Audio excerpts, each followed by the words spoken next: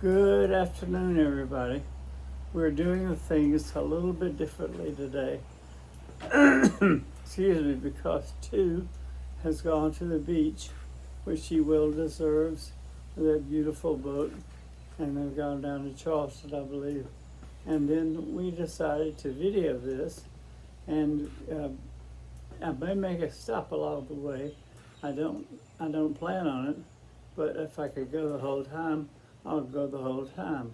But we welcome you all to usually the Thursday afternoon Bible study, but instead we're welcoming you to the Wednesday afternoon Bible study with a possible few breaks in between. My photographer, of course, is Lindy, and so we're trying this out together and hoping that it'll go well. For those of you who are visiting us or joining us the first time, I want to say welcome. And we have ladies that are joining us now, and I think that's just terrific. And we're so grateful that you're here. I wanted to add one thing. I know that some of you, I did a Zoom yesterday, and I wore some oxygen, and it threw everybody off. And I didn't mean to do that, but we found this oxygen tank. It's small. We found it in the closet, and it's so helpful. If you don't mind, I'm going to put it on because it really does help me out a lot, at least psychologically. I don't know, but anyway, here we go. Uh-oh. Now, you see, I think I look pretty good, but you may not. But anyway, I wanted to continue in our journey of what Moses and then Joshua were responsible to do to teach the Israelites how to carry on life after 40 years in the desert. I've said it before, and I say it again. I just feel so badly about what we did to the black people of this country after their many years of slavery, and how we didn't take very good care of them. For 40 years, that's what really those wanderings in the desert, they were all about.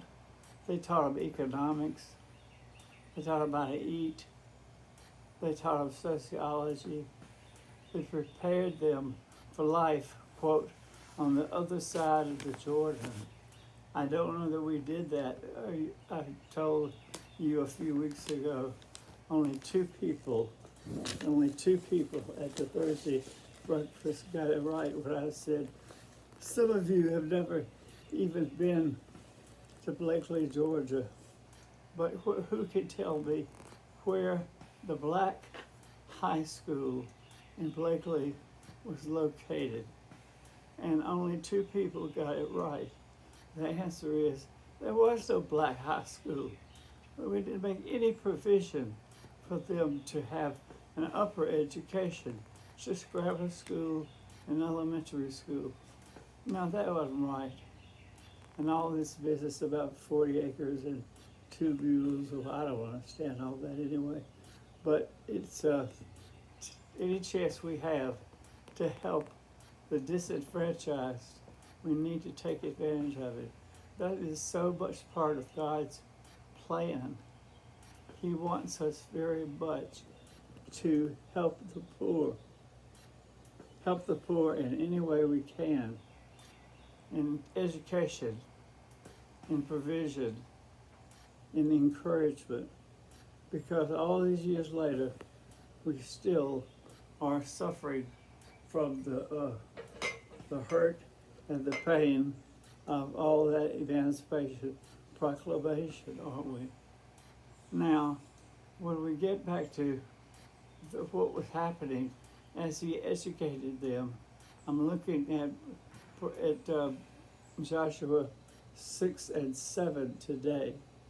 This is the famous Battle of Jericho. Now, a lot of you remember that the little song, of course, goes, Joshua fought the Battle of Jericho, Jericho, Jericho. Joshua fought the Battle of Jericho, and the walls came tumbling down. Now, they did not come tumbling down according to any conventional warfare that these people had ever seen. They did not learn this warfare or this strategy of fighting or victory. They did not learn it in a war college. It was unlike anything they'd ever seen. It was unlike anything they'd ever experienced. And they become the principles of Joshua and Moses of signs and patterns and recipes for victory in the Old Testament. Remember, I brought a few weeks ago the way to have victory in the Old Testament. You remember I said that Moses and his brothers were up on the hill, and they were fighting the battle up on the hill with their hands, so to speak, plugged into the Lord. And but Joshua had to go down on the field.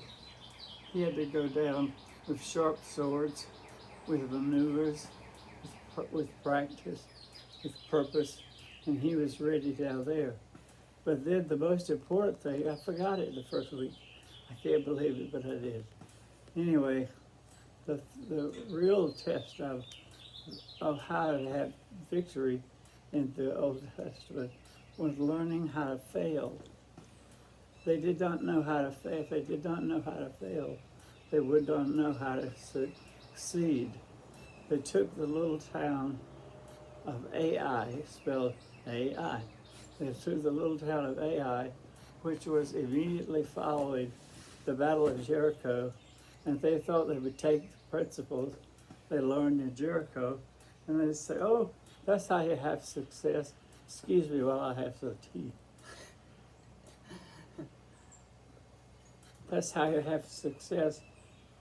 They thought they would just take the principles they had learned and then apply them and take AI the same way.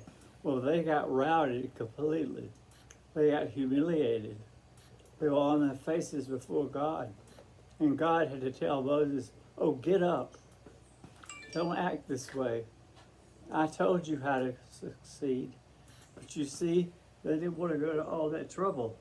It was a lot of trouble to get the women and the children and the provisions and everything ready to go to Ai. But they wanted them to fight in the same pattern in Ai they had fought in Jericho. But you know, they were trying to be efficient. Well, let me tell you something. Efficiency is not a characteristic necessarily of God, how God wants us to succeed in battle. I'm going to ask Lindy to cut it off right there. I'm going to gain my breath. I will come back.